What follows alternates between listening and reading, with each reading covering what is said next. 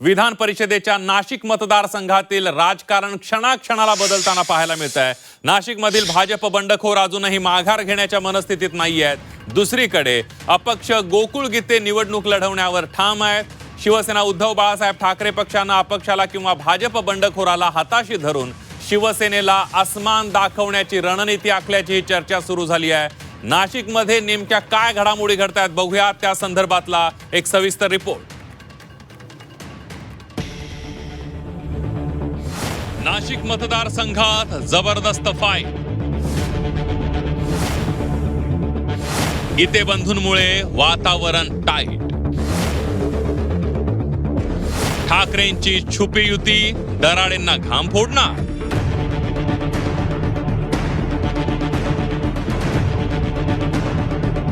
विधान परिषदेच्या नाशिक मतदारसंघातली चुरस वाढली आहे। महायुतीत बंडखोरी झाली आहे। शिवसेनेच्या नरेंद्र दराडे यांना भाजपच्याच बंडखोर गणेश गीते यांनी आव्हान दिले। हे कमी की काय, गणेश गीते यांचे बंधू गोकुळ गीते यांनीही शड्डू ठोकले। महायुतीत बंडखोरांच्या मनधरणीचे प्रयत्न सुरू झाले असले तरी गणेश गीते माघार घेण्याच्या मानसिकतेत दिसत नाहीये। काही केल्या निवडणूक लढणार असं गणेश गीते मुंबईला वरिष्ठांच्या भेटीला गेल्यानंतरही सांगत होते। नाही, मी महायुतीच्या जागा वाटपाच्या पूर्वी त्या ठिकाणी अर्ज भरला होता। मी एक अर्ज भारतीय जनता पार्टीतर्फे भरला होता आणि दुसरा अर्ज मी अपक्ष भरलेला होता। आता काय नेमकी भूमिका, कारण महायुतीतून सांगण्यात आलेलं आहे की जो उमेदवार महायुतीचा असेल त्यालाच मतदान करा असं आव्हान आज प्रदेशाध्यक्षांनी देण्यात आलं। अजून मी तर माझी निवडणूक लढण्याच्या निर्णयावर ठाम आहे। आता आज मला गिरीश भाऊ भेटणार आहे, त्यांनी मला त्या ठिकाणी बोलवलेलं आहे। चर्चेनंतर ठरवू त्या ठिकाणी काय करायचं। भाजपचे संकटमोचक गिरीश महाजन यांना गणेश गीतेंची समजूत काढली जाईल असा विश्वास आहे। चर्चेतून नक्की मार्ग निघेल अशी ग्वाही गिरीश महाजनांनी दिली।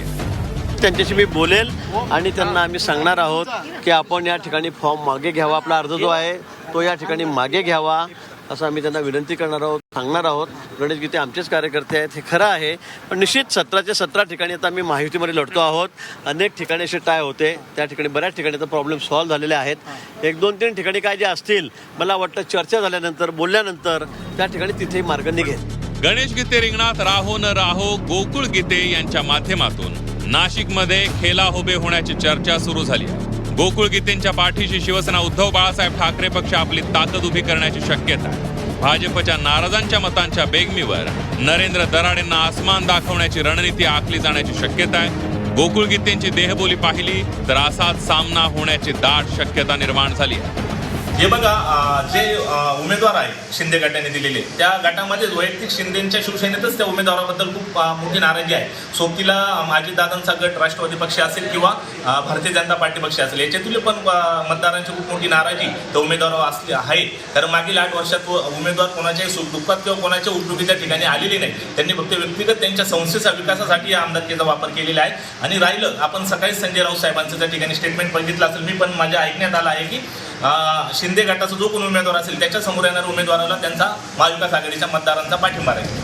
शिवसेना उद्धव बाळासाहेब ठाकरे पक्षानं नाशिकमध्ये इच्छुक असतानाही त्यावेळी उमेदवार दिलेला नाहीये। शिवसेना उद्धव बाळासाहेब ठाकरे पक्ष गुरुवारी अर्ज माघारीची मुदत संपल्यावर आपले पत्ते खुले करण्याची शक्यता आहे। सध्या शिवसेनेच्या मनात जे मनसुबे आहेत त्यानुसार एकतर भाजप बंडखोराशी छुपी हात मिळवणी किंवा अपक्षाला हाताशी धरून महायुतीच्या अधिकृत उमेदवाराला टक्कर दिली जाऊ शकते। संजय राऊत यावर स्पष्ट काही बोलले नसले तरी त्यांच्या डोक्यात काहीतरी नक्कीच शिस्त आहे। आमच्याकडे तेवढी मतं आहेत। माननीय शिवसेना पक्षप्रमुख या संदर्भात आमच्या नगरसेवकांना, मतदारांना काय भूमिका घ्यायला सांगतात ते तुम्हाला लवकरच समजेल। राजकारणात कोणीही कुणाचा कायमचा शत्रू किंवा मित्र नसतो। नाशिक विधान परिषद मतदारसंघात कमी मतं असूनही शिवसेना उद्धव बाळासाहेब ठाकरे पक्षाला एका दगडात अनेक पक्षी मारण्याची संधी चालून आली आहे। आता शिवसेना उद्धव बाळासाहेब ठाकरे पक्ष योग्य वेळेची वाट पाहतो।